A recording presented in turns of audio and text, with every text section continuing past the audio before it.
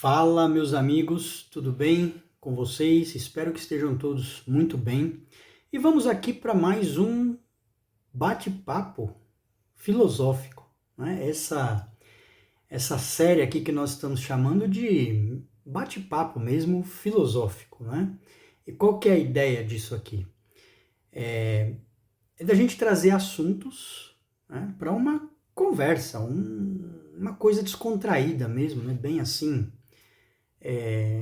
um bate-papo bem descontraído sobre temas da vida, temas que estão presentes na nossa vida, mas tendo como pano de fundo dessa nossa conversa reflexões da filosofia. Então, a gente vai conversando sobre temas que são comuns da vida humana e, ao mesmo tempo, a gente vai percebendo que muitas das questões que nós vivemos, muitas das dores que sobre as quais nós nos debatemos, muitas questões da vida, como eu disse, já foram objeto de muitas reflexões na filosofia. Então, assim, a gente vai percebendo que a filosofia, o pensamento filosófico, pensamentos de grandes autores estão presentes, né, ao longo dos séculos e ainda estão presentes na nossa vida. Coisas que a gente pensa e com as quais a gente se debate e acha que é novo, estão presentes aí há séculos, né? Há reflexões importantes a respeito. E assim a gente vai introduzindo esses pensamentos da filosofia enquanto vai apenas conversando, né? E é assim mesmo, né? Que essa é a ideia de parecer uma conversa, né? Eu tenho até optado por fazer isso assim, nessa lente aqui um pouco mais aberta, porque aí fica parecendo que a gente está juntos aqui dentro de uma sala apenas conversando, né?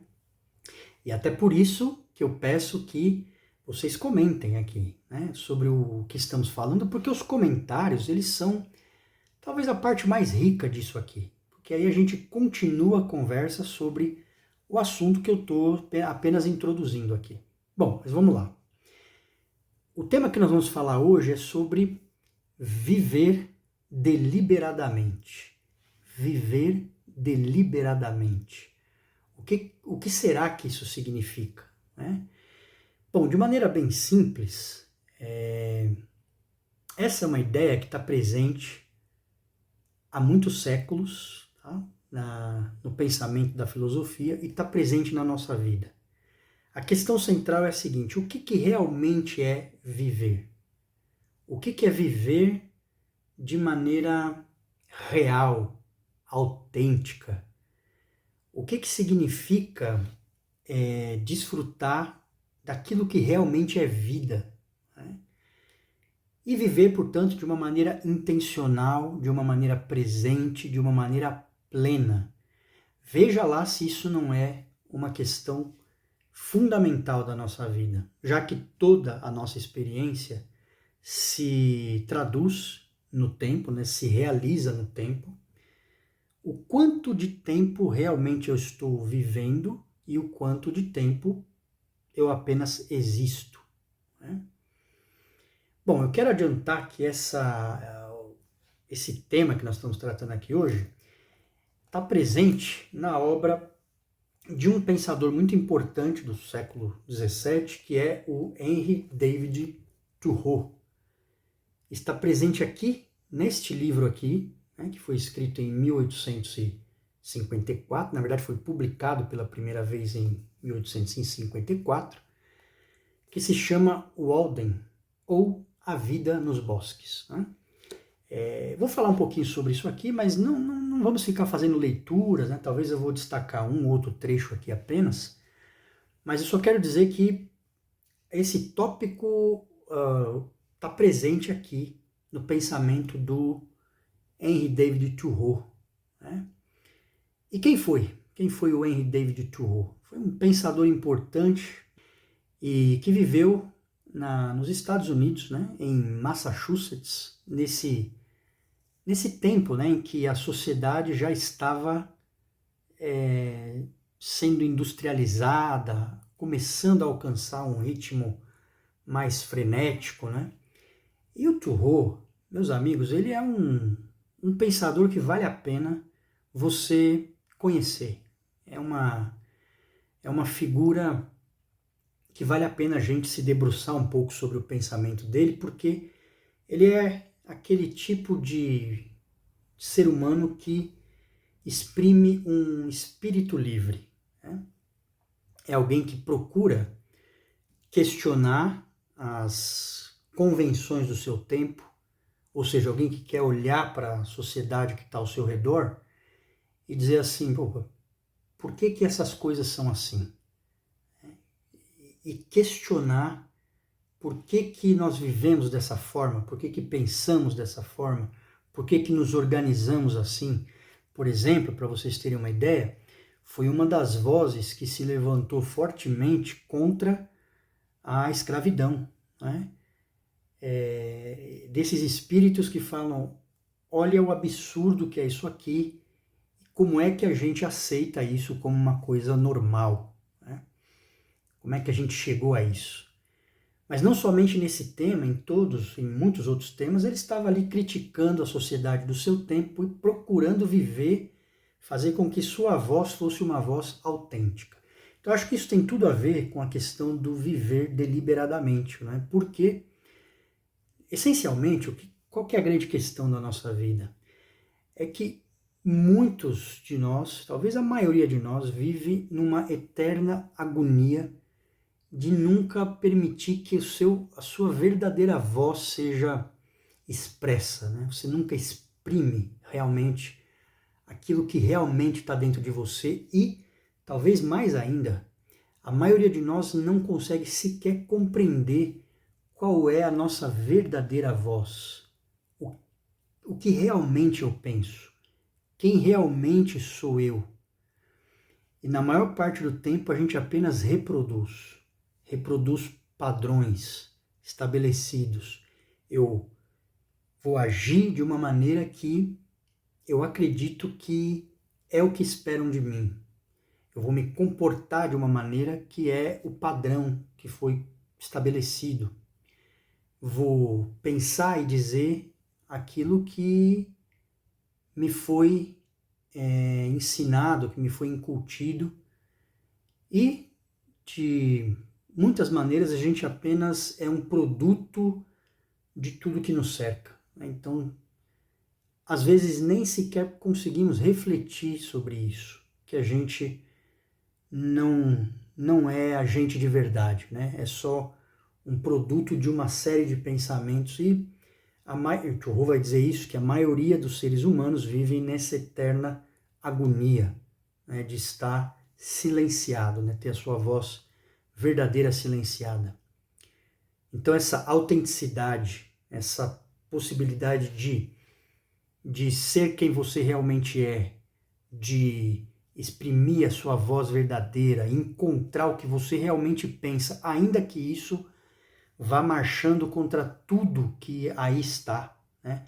E contra tudo aquilo que esperam que você seja, que você diga, né? Que você faça. Então essa é parte do viver deliberadamente. Tem a ver com autenticidade, né? Mas tem a ver com mais do que isso. Tem a ver com buscar o que é a essência da vida, afastar de você aquilo que realmente não é vida, não é? E aí que vem essa experiência que o Thoreau ele vai trazer nesse livro aqui, né?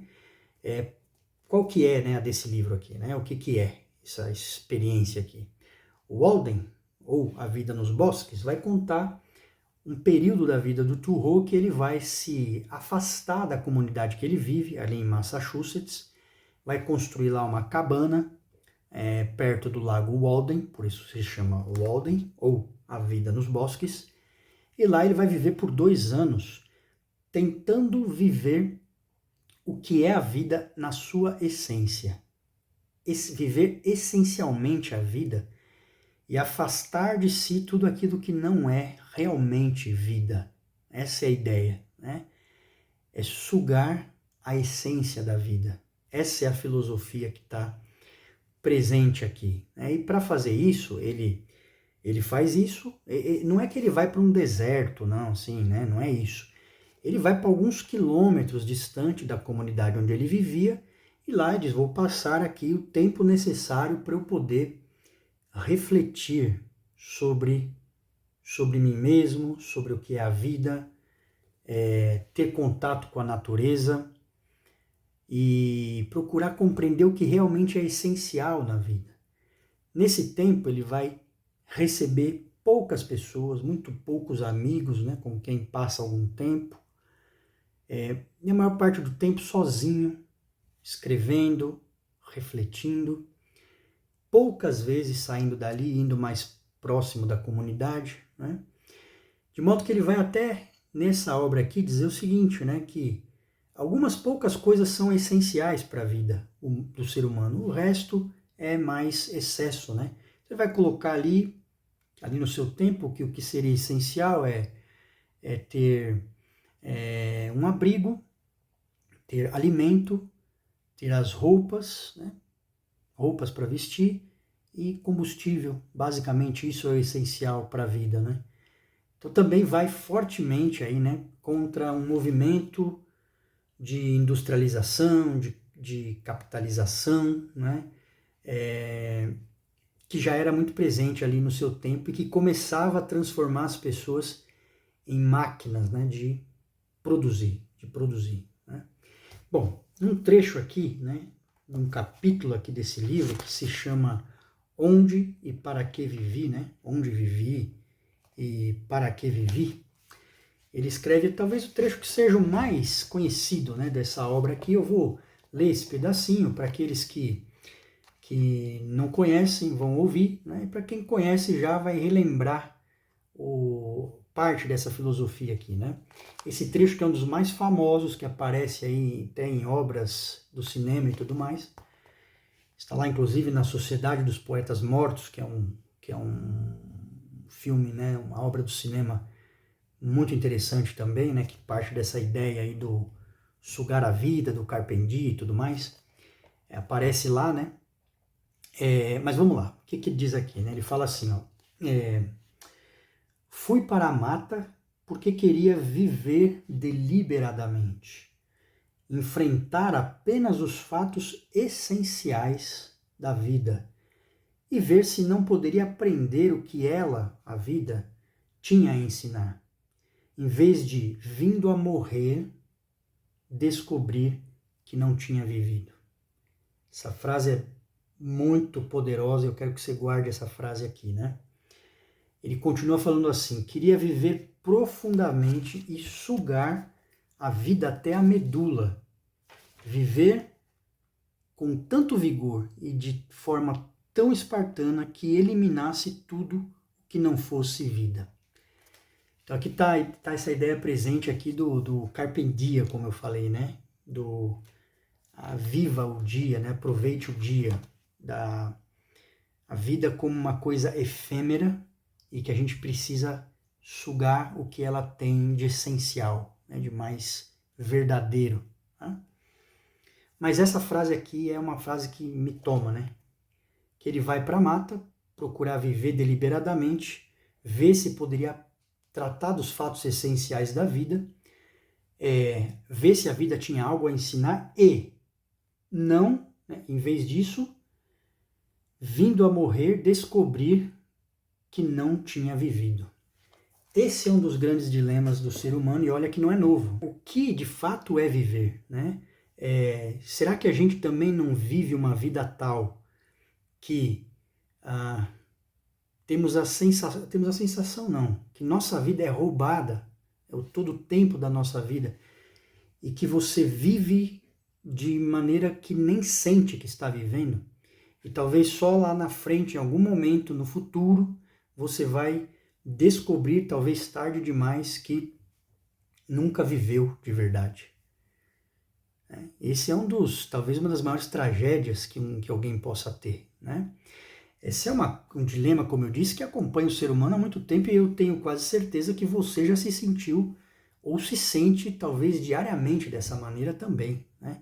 Como se a vida fosse sendo tirada por você por um sistema que que suga todo o seu tempo, né, que te obriga a viver esse determinado padrão, a reproduzir uma forma de vida que não é aquela que é autêntica, e muitas vezes silenciar a tua voz para que você diga, pense e viva apenas da forma como todo o resto do mundo pensa que você deve viver, e reproduzindo mecanicamente aquilo que todo mundo faz todos os dias, condenando-se a uma morte lenta, não é? Sem nunca encontrar a verdadeira voz, a verdadeira vocação, aquilo que você realmente pensa, quem você realmente é de verdade.